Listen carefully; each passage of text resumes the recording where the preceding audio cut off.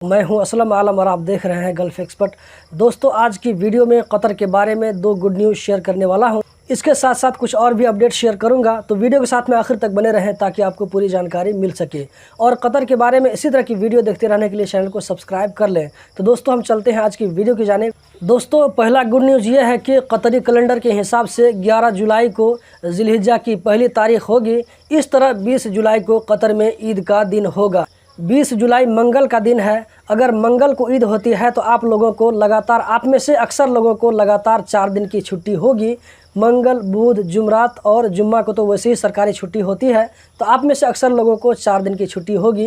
ये बड़ी खुशी की बात है। यहाँ पर जो दूसरा गुड न्यूज़ है वो है फैमिली वीज़ा के इंतज़ार में जो लोग बैठे हैं, तो ऐसे लोगों के लिए अच्छी खबर है। इंडिया और पाकिस्तान के जो लोग कतर में काम करते हैं, अगर उनका पोस्ट बड़ा है, अच्छा पोस्ट है, अगर उनकी सैलरी ठीक ठाक है, तो ऐसे लोग अपनी फैमिली के लिए परमानेंट वीज़ा के लिए अप्लाई कर सकते हैं अपने मेतराज 2 से।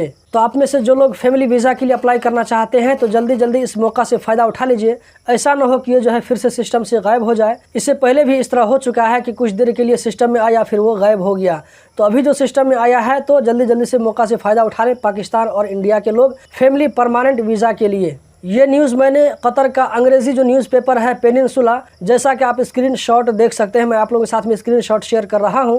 और जहां तक बात है फैमिली विजिट वीज़ा के लिए, तो दोस्तों इसके बारे में अभी कोई अपडेट नहीं है। तो जो लोग फैमिली विजिट वीज़ा के लिए अप्लाई करना चाहते हैं या इंतज़ार में बैठे हैं, तो उन लोगों को लगता है कि थोड़ा सा और इंतज़ार करना पड़ेगा। जैसे ही इसके बारे में कोई न्यूज़ आएगा तो आप लोगों के साथ में ज़रूर शेयर करेंगे। PHCC यानी प्राइमरी हेल्थ केयर कॉरपोरेशन ने कहा है कि QNCC यानी कतर नेशनल कन्वेंशन सेंटर, जिसकी सर्विस 18 फरवरी 2021 को चालू हुआ था और 29 जून को इसका सर्विस जो है एंड हो गया। इस बीच में इसमें 6,50,000 से ज़्यादा लोगों ने वैक्सीन का डोज लिया, जिसमें एक दिन में 9,000 से ज़्यादा डोज दिया जाता था। 1,000 से ज़्यादा स्टाफ ने काम किया। इसमें काम करने वाले स्टाफ को अवार्ड दिया गया है। हमद इंटरनेशनल एयरपोर्ट पर ह्यूमन राइट्स के बारे में 2 आर्ट गैलरी ओपन किए गए हैं। कतर में 5 जुलाई को कोरोना के रूल के खिलाफ वर्जी करने पर 219 लोगों के खिलाफ कानूनी कार्रवाई की गई है, जिनमें 202 लोगों को मास्क के रूल के खिलाफ वर्जी करने पर इसके खिलाफ कानूनी कार्रवाई की गई है।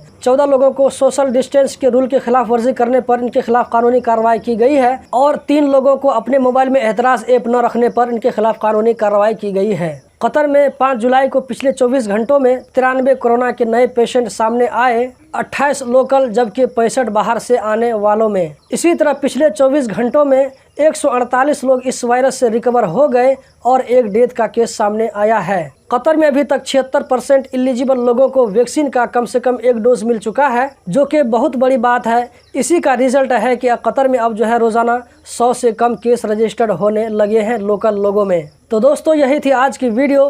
कतर के बारे में इसी तरह की वीडियो देखते रहने के लिए चैनल को सब्सक्राइब करें, वीडियो को लाइक करें। वीडियो देखने का बहुत बहुत शुक्रिया।